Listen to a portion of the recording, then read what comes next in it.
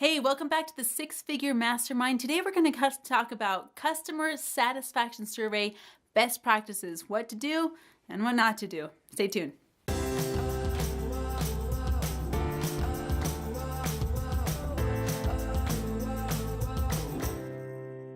So you want to know what your customer satisfaction rate is, and now it's time to send out a survey. An average company will lose 30% of their customer base over the course of the year, and they don't know why, unless you send out a survey.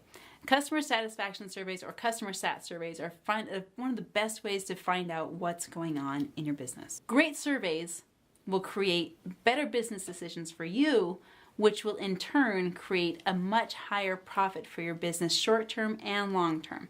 And remember, don't sacrifice long-term gains for short-term gains, because long-term gains are ensuring the longevity of your business. So let's really get started. What makes a really great customer satisfaction survey? When you're sending out a customer satisfaction survey, make sure that you have a rating scale. Now, think about all the customer satisfaction surveys you've ever taken. You've probably taken several of them. If you ever go shopping at a fast food or a big chain store, you'll usually find that little QR code on the bottom that says, hey, fill out the survey. If you've ever filled one out, you'll find a common thread through most of them.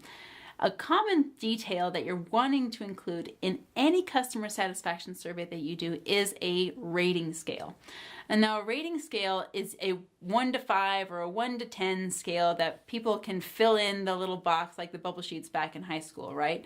I would avoid using a 10 button rating scale because simply that's just too many buttons. I would stick with a 1 to 5 rating scale where 1 is, and make sure that you're including this in your customer surveys, okay? 1 is described as disagree or severely disagree, and 5 is completely agree. Whether you're using a scale that says agree to disagree or whatever you decide to use, make sure that it's actually on your survey so that customers know what 1 means and what 5 means. Make sure it says it right at the top there so that their answers are accurate. All right?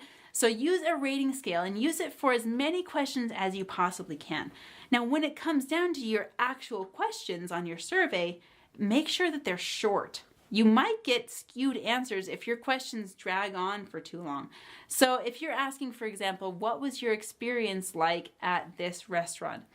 You want to have a 1 to 5 rating scale, and this is a great question to include at the beginning of your survey. When you start your survey, start with an overall question. Overall, what was your experience at this restaurant or with this coach or with this product or with your purchase? Get an overall scale so that they are in the mindset of their overall experience when they start off. Because if their overall experience was positive, guess what? Then their ratings on their scales and their upcoming questions are also going to be overwhelmingly positive, overall positive, if their initial question was positive. So if you start with specifics, that could kind of mess with the brain a little bit. You don't want to do that. You want to start with the overall impression, and then all of those answers will be more accurate as you go throughout. So the first thing is this. Start with an overall question. Get the overall feedback. The second step is to have a rating scale for your feedback. That 1 to 5, remember, avoid a 1 to 10, it's just too long. Do just a 1 to 5 on your rating scale. Describe what those 1 to 5 numbers really mean, whether it's agree or disagree or some other rating scale that you're using. Make sure you're descriptive in what that is. The third part to remember in your customer satisfaction surveys is to keep your questions short. Keep them short, sweet, and to the point, and so they're very clear and easy for your customers to respond to. Ask detail-specific questions. So if your customer had a transaction with you online, ask about the specific transaction on the specific date. You had a transaction March 3rd, 2018. Overall, how was your experience in that transaction? When you paid with your credit card in that transaction, how easy do you feel the payment was? Remember, you're doing 1 to 5 rating scales on these. Get very specific detailed. If you have a record of what product they purchased, ask details about that product. When you received your Nikon camera model what did you think about the user experience with that camera? Was your camera delivered on time? Was it easy to open? Was it easy to use? Did the packaging arrive safely? Ask very specific questions pertaining to how your customer interacts with you. The last thing you're going to want to remember is to ask essay questions, because sometimes your customers are going to want to share things with you that aren't really covered in your detailed surveys. So when you're asking those essay questions, maybe your customer wants to share something specific that happened to them if their packaging was arrived damaged, or if they had some certain experience in an email transaction with one of your customer service reps. So make sure that you're including a spot at the end for them to include an essay answer. Now, don't say essay answer. That word kind of messes with people. They think back to high school and like, oh, I have to think of an essay. So don't include that. Just write, please describe, or other, or share your experience right here. Also in your essay questions, make sure to add a prompt that says, share your testimonial.